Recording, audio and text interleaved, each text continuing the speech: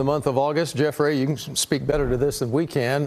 You'd need some AI to generate any kind of rain, fake rain. Yeah. But today, It's certainly fall weather. yeah, today we get blessed. Amazing. We had some rain, of course, came in last night. There was some around through the overnight hours. So let me open up the floor, show you what's going on right now. Across the Metroplex, we're just shrouded in cloud cover, and temperatures are very much like August. I'll show you that in a second, but there are some thunderstorms still going on down across our south. This one is over by Mahia. They're watching this, the National Weather Service, because it has produced some pretty strong winds and a lot of lightning. They put out a statement on it.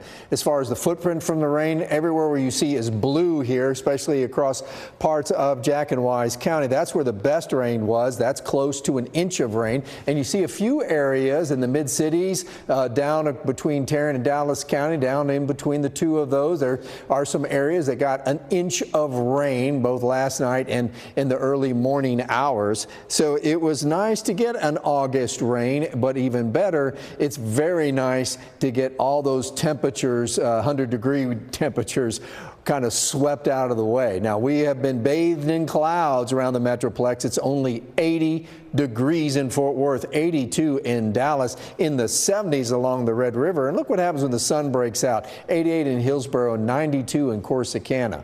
Now, the west flow aloft. I know it's normally northwest flow, but the high is further down to the south. But this flow aloft will bring 2 waves of rain towards us. Saturday, tomorrow, 50% chance of rain. Sunday, 70% chance of rain. The First Alert Weather Team has weather alert days out for both days. Here we are on Saturday, the high bringing this almost straight across from the west. That disturbance comes over in the morning. Both days have this in common. The best chances of rain were going to be in the first half of the day, and Sunday looks to have the better or stronger wave move over. It doesn't go to 0 Monday, by the way. We have a 20% chance of rain for Labor Day itself, but certain Labor Day looks better. So we think overnight we start seeing some showers. They could greet us in the morning as we start our long holiday, and then the bulk of the rain coming in from the west arrives later in the morning, crosses the afternoon as it moves off to the east and dissipates. I hope Saturday afternoon and evening looks good. If the models are suggesting that it should be a nice afternoon or a better afternoon.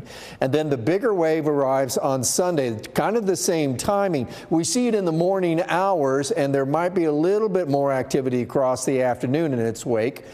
We will, of course, be watching that for the threat of flooding, because flooding will be the biggest threat, and that's going to be out in our western counties. That's going to be in the overnight hours heading into Sunday. But look at these temperatures in the 80s, and when the sun breaks out on Labor Day, it's 87 degrees.